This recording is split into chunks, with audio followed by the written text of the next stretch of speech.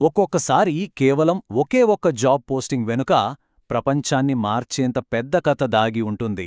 అవును, ఈరోజు మనం అలాంటి ఒక కథనే లోతుగా చూడబోతున్నాం.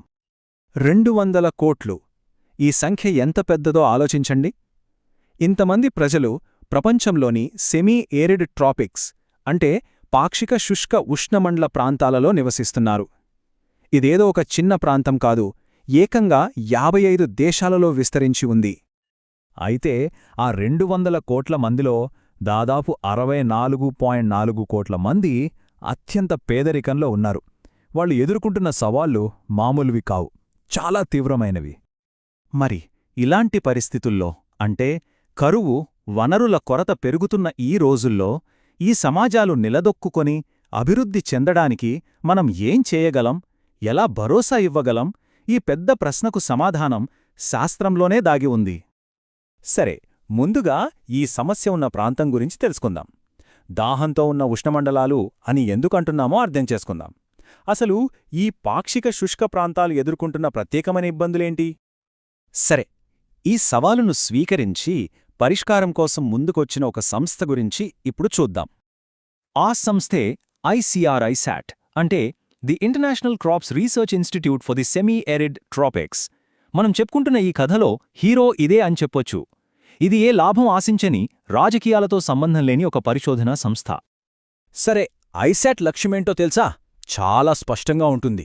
ఈ పొడినేలల ప్రాంతాల్లో 4 ప్రధాన సమస్యలను తగ్గించాలి. అవేంటంటే పేదరికం, ఆకలి, పోషకాహార లోపం, ఇంకా పర్యావరణ క్షీణత. ఓకే, ఎవరు ఈ పని చేస్తున్నారో తెలిసింది. కానీ వాళ్ళు దీన్ని ఎలా చేస్తున్నారు?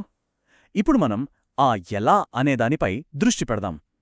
మనుగడ కోసం ICRISAT అనుసరిస్తున్న శాస్త్రీయ వ్యూహమేంటి? ICRISAT కొన్ని ప్రత్యేకమైన పంటలపై దృష్టి పెడుతుంది. ఎలాంటి పంటలంటే ఈ కఠినమైన పొడి వాతావరణాన్ని తట్టుకొని నిలబడగలిగేవి. అంటే శనగ, కంది, వేరుశెనగ, జొన్న, రాగి, ఇంకా సజ్జ. గుర్తుపెట్టుకోండి, ఈ సజ్జ పంట మన కథలో చాలా కీలకమైన పాత్ర పోషిస్తుంది. వాళ్ల పనిలో అత్యంత ముఖ్యమైనది క్రాప్ బ్రీడింగ్, అంటే పంటల ప్రజననం. సింపుల్గా చెప్పాలంటే ఇదొక సైన్స్.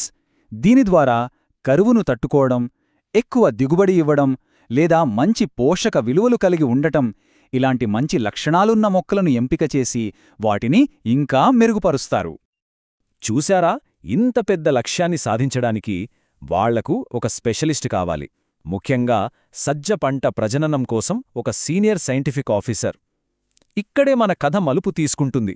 ఒక ప్రపంచ సమస్య కాస్త ఒక నిర్దిష్టమైన ఉద్యోగం వైపు వెళ్తుంది. అయితే ఈ సైంటిఫిక్ ఆఫీసర్ పని అంటే అసలు ఏం చేస్తారో? వాళ్ల ల్యాబ్లో ఒకరోజు ఎలా గడుస్తుంది? పదండి, కాస్త లోపలికి వెళ్ళి చూద్దాం. ఒక breeder workflow step by step చూద్దాం. ఫస్ట్, ప్లానింగ్, అంటే సైంటిఫిక్ ఎక్స్పెరిమెంట్స్ని, ఫీల్డ్ ట్రయల్స్ని డిజైన్ చేస్తారు. నెక్స్ట్, క్రియేషన్, అంటే హైబ్రిడ్ రకాలను ఉత్పత్తి చేయడం లాంటి పనులు చేస్తారు.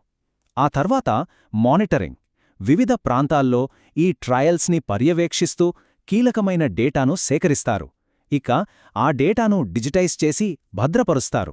ఫైనల్గా విశ్లేషణ, ఈ డేటాను ప్రాసెస్ చేసి ఏ కొత్త మొక్కల రకాలు సక్సెస్ అయ్యాయో గుర్తిస్తారు. మరి ఈ పని చేయడానికి ఎలాంటి టూల్స్, అంటే అర్హతలు కావాలి? ప్లాంట్ బ్రీడింగ్ అండ్ జెనెటిక్స్లో MSc ఉండాలి. బ్రీడింగ్ టెక్నిక్స్లో కనీసం 2 నుండి 5 ఏళ్ల అనుభవం కావాలి. ఫీల్డ్ ట్రయల్స్ని ఎలా డిజైన్ చేయాలో తెలియాలి. ఇక డేటా మేనేజ్మెంట్, కంప్యూటర్ స్కిల్స్ కూడా చాలా అవసరం. ఇక్కడ చూడండి, ఇది చాలా ముఖ్యం. వాళ్లకు కావాల్సిన స్కిల్స్కి, వాళ్లు సాధించాలనుకుంటున్న లక్ష్యానికి మధ్య ఉన్న లింక్ ఏంటో స్పష్టంగా చూపిస్తున్నారు. ఉదాహరణకి, ప్లాంట్ బ్రీడింగ్ టెక్నిక్స్ ఎందుకంటే దానివల్ల మరింత బలమైన పంటలను సృష్టించవచ్చు. ఫీల్డ్ ట్రయల్ మేనేజ్మెంట్ ఎందుకంటే కొత్త రకాలను నిజమైన వాతావరణంలో పరీక్షించాలి. అలాగే డేటా మేనేజ్మెంట్ ద్వారానే కదా ఈ ఆవిష్కరణలను భద్రపరిచి అందరికి పంచగలుగుతారు. సరే, మళ్ళీ మనం జూమౌట్ చేసి ఆ పెద్ద చిత్రాన్ని చూద్దాం. ఒక ఉద్యోగం, దాని ప్రపంచ ప్రభావమేంటి? అంటే ఒక శాస్త్రవేత్త చేసే చిన్న చిన్న పనులు మనం మొదట మాట్లాడుకున్న ఆ భారీ ప్రపంచ సమస్యను ఎలా పరిష్కరిస్తాయి? అసలు ఈ ఉద్యోగం యొక్క ప్రభావం ఎంత పెద్దదో చెప్పడానికి ఈ ఒక్క వాక్యం చాలు. లక్షలాది మంది జీవితాలు మరియు సమాజాలపై శాశ్వత ప్రభావాన్ని చూపడం. అంటే ఇది కేవలం ఒక ఉద్యోగం కాదు, లక్షల మంది జీవితాలను మార్చే ఒక గొప్ప అవకాశం. అందుకే మనం గుర్తుంచుకోవాల్సిందేంటంటే, డేటా ఎంట్రీ చేయడం, ఫీల్డ్లో ట్రయల్స్ని మానిటర్ చేయడం, హైబ్రిడ్ రకాలను ఉత్పత్తి చేయడం, ఇలాంటి రోజువారీ పనులే ప్రపంచ ఆహార భద్రతకు పునాదిరాళ్లు. అవును, ఈ చిన్న చిన్న పనులే ఒక పెద్ద గొలుసులో ముఖ్యమైన లింకులు. చివరగా ఇదంతా మనల్ని ఒక ఆలోచింపజేసే ప్రశ్న దగ్గర వదిలేస్తోంది. ప్రపంచం రోజురోజుకీ వేడెక్కుతోంది, పొడిగా మారుతోంది. మరి ఇలాంటి పరిస్థితుల్లో రేపటి మన ఆహార భద్రతకు సంబంధించిన రహస్యాలు ఈరోజు కఠినమైన పరిస్థితులను తట్టుకుని నిలబడుతున్న పంటలలోనే దాగి ఉన్నాయంటారా?